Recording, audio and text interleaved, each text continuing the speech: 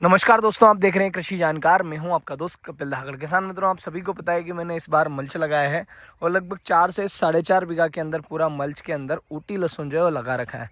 और दोस्तों, हम बात करते हैं, काफ़ी सारे किसान मित्र पूछ रहे हैं भैया जर्मिनेशन हुआ है या नहीं हुआ है प्रॉपर तरीके से, क्योंकि गर्मी बहुत ज़्यादा है और वैसी कंडीशन में जर्मिनेशन आगे पीछे हो रहा है। तो दोस्तों, मैंने जो लहसुन मंगाया था, मैंने जो लहसुन खरीदा था, मैक्सिमम वो मैंने लगभग कह सकते हैं कि 50 दिन से ज़्यादा उसको सुखाया था। तो आप यहाँ पर देख पाएंगे जर्मिनेशन जो है वो मैक्सिमम हो चुका है, मतलब अधिकतर लहसुन जो है वो उग चुकी हैं और कुछ कुछ उग भी रही हैं। तो दोस्तों, ये पूरे बेड है जो पूरे लगभग भर चुके हैं। अगर आप यहाँ पर कंडीशन देखेंगे तो लगभग 6 की 6 लहसुन आपको उगी हुई दिखेगी, 1 2 3 4 5 6। और कुछ पौधे काफ़ी बड़े भी हो चुके हैं और कुछ पौधे जो हैं वो अभी छोटे हैं। तो दोस्तों, इसको मैंने बोया था 21 अक्टूबर के दिन। ये वाले जो पहले बेड है ये 21 अक्टूबर के दिन लग चुके थे। तो दोस्तों, अभी इनकी ये कंडीशन है। और कुछ पौधे जैसे हैं आप यहाँ पर देख रहे हैं, जो कली ख़राब थी वो पौधे जो हैं ऑटोमेटिकली डैमेज हो जा रहे हैं। देखिए आप, जो कली ख़राब थी उसके अंदर ऑटोमेटिकली पीलापन आके वो जो लहसुन है वो सूख जा रही है। इसका अपन कुछ भी नहीं कर सकते हैं। जो पौधा मरना होगा वो मरेगा और जो पौधा सूखना होगा वो सूखेगा। नॉर्मली होता क्या है, कुछ किसान मित्र ये कहते हैं कि भैया यार हमने दवाई डाल दी उसके बाद भी पीलापन आ रहा है। तो दोस्तों, एक छोटी सी बात है, जब भी हम पेड़ काटते हैं तो जिस दिन हमने पेड़ काटा उसी दिन वो सूखता नहीं है। नॉर्मली पेड़ सूखने में 3 से 4 दिन, 5 दिन, 10 दिन लगता है। तो जितना बड़ा पौधा होगा वो उतना ज़्यादा समय लेगा। तो जो हमारा डैमेज है, जो हमारा पौधा है, वो आज से जब हमें दिखना शुरू हुआ है उसके कुछ दिन पहले ही वो डैमेज हो चुका है। उसके बाद उसमें धीरे धीरे पीलापन आया है। तो नॉर्मली हम कोई भी दवाई डालते हैं उसका रिजल्ट हमें थोड़ा लेट ही देखने को मिलता है। आज दवाई डाली उसके 5 से 10 दिन के अंदर उसका रिजल्ट देखने को मिलता है।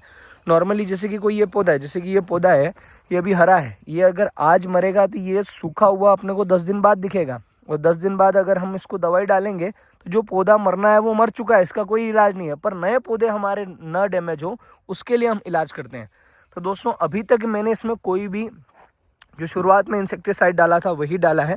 अभी तक मैंने इसमें ना कोई फंगीसाइड डाला है ना ही कोई इंसेक्टिसाइड डाला है। फंगीसाइड में दोस्तों मैंने केवल और केवल इसमें ट्राइकोडर्मा जरूर पंप किया है। ट्राइकोडर्मा मैंने अपने यहाँ पर गुड़ बेसन का घोल बना करके उसको इसके अंदर पंप किया है। तो दोस्तों, एक तो इसके अंदर मैंने एक चीज़ नोटिस करी है कि मल्च के अंदर बीज बहुत ज़्यादा लगा। क्यों पता नहीं, क्योंकि कलियों का आकार बड़ा था। तो जो मैं टारगेट लेकर के चला था उस टारगेट से बहुत ज़्यादा बीज लग गया। तो यहाँ पर ये टोटल 91 बेड है। 91 बेड में दोस्तों मैं आपको दिखाता हूँ, लगभग 20 बेड है जो है ना वो पतली कलियाँ हैं। मतलब पतली, मतलब जो लहसुन के अंदर की जो कलियाँ होती है ना वो कलियाँ यहाँ पर लगी हुई है आगे के 20 बेड में। तो उसका जर्मिनेशन स्लो है। मतलब जो लहसुन जितनी लंबे समय के लिए तपेगी और जो जितने लंबे समय के लिए धूप दिखेगी या फिर ओपन खुली पड़ी रहेगी वो उतनी फास्ट जर्मिनेट होती है। और दोस्तों, इधर आप मेरे देख पा रहे होंगे ये रियान सिल्वर है। इधर कुछ बेड है जो ओपन बेड में लगाए थे, पानी नहीं पहुंचा है तो ये उगे नहीं है। और दोस्तों, ये यहाँ पर रियान सिल्वर अपनों ने लगा रखी है। क्या ये पूरा रियान सिल्वर है यहाँ पर, और इधर ये पूरा ऊटी है।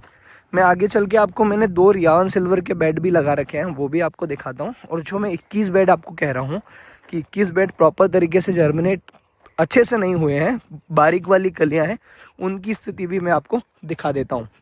दोस्तों, अब मैं आपको जो बाद के 20-21 बेड हैं उसके बारे में बता देता हूँ। नॉर्मली आप आपके सामने देख पा रहे होंगे ये बारीक कलियां हैं जो लहसुन के अंदर से निकलती है। ऊटी लहसुन के अंदर वाली जो बारीक कलियां हैं ये उनके पौधे हैं। ये लगभग दोस्तों 21 बेड है। तो दोस्तों, मैंने हमेशा आपसे कहा है कि बड़े बेड, बड़ी वाली जो कलियां हैं वो आप अलग लगाई हैं, छोटी कलियां एक साइड लगाई हैं। ये उसी का है, ये समझिए। नॉर्मली मैं हमेशा ग्रेडिंग करके लगाता हूँ। अब देखिए दोस्तों, आपको यहाँ पर एक चीज़ देखने को मिलेगी। बारीक वाली जो कली है उसका जो पौधा है वो पतला है और मोटी वाली का आपने शुरुआत में देखा वो मोटा है। अगर हमें यहाँ पर बारीक वाली में एक्स्ट्रा खाद देने की ज़रूरत पड़ेगी तो हम दे सकते हैं।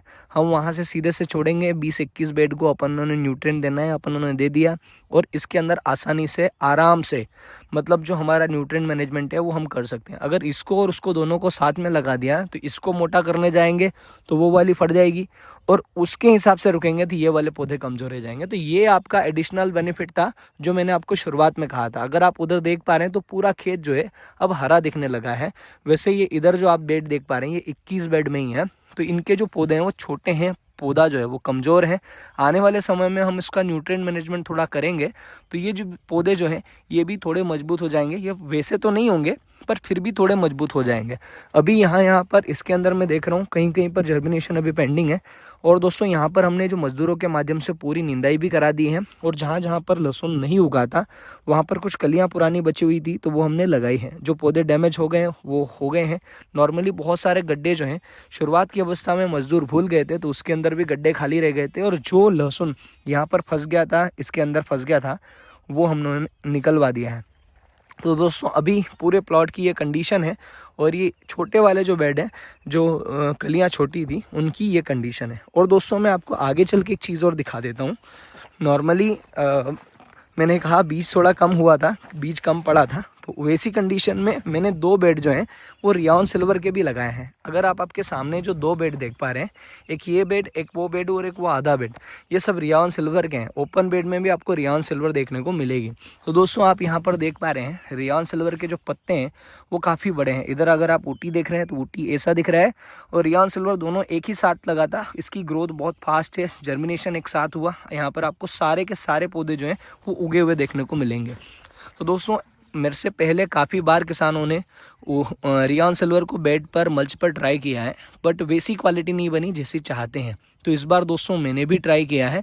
अब कैसी क्वालिटी बनती है भगवान जाने, सांवरे सेट के ऊपर निर्भर करेगा, बट कोशिश अपनी अपन कर रहे हैं। तो दोस्तों ये पूरा 2 बेड बस है, बहुत बड़ा रिस्क नहीं लिया क्योंकि मल्च में खर्चा भी काफ़ी आता है। और ये देखिए आप, और यहाँ से मैं आपको फ़र्क दिखा देता हूँ मल्च में और ओपन बेड में। ये मल्च वाली ग्रोथ है, और उसके जस्ट आगे रियान सिल्वर ही लगी है, सेम बीज लगा है, सेम न्यूट्रेंट उसके अंदर भी जा रहा है, पर दोनों में फ़र्क आप सामने आप देख पाएंगे। ये मल्च वाली जो ग्रोथ है मुझे थोड़ी सी फास्ट लग रही है, और वो ओपन बेड में आप कंडीशन देख पा रहे हैं, ग्रोथ उसकी भी बहुत शानदार है। तो दोस्तों ये सारी चीज़ें हैं। आने वाले समय में ये मल्च वाली जो क्वालिटी है रियान सिल्वर की वो कैसी निकलेगी, इसके अंदर न्यूट्रिएंट मैनेजमेंट सेम ऊटी वाला ही होगा। तो दोस्तों सारी चीज़ें हम आपको वीडियो के माध्यम से अपडेट करते रहेंगे। ये वाला जो आप पूरा देख पा रहे हैं ये ओपन बेड में, ये भी रियावन ही है। आने वाले समय में हम आपको पूरी चीज़ें जो है वीडियो के माध्यम से अपडेट करते रहेंगे। तो दोस्तों आज के वीडियो में इतना ही, मिलेंगे नेक्स्ट वीडियो में। तब तक के लिए जय जवान जय किसान, धन्यवाद।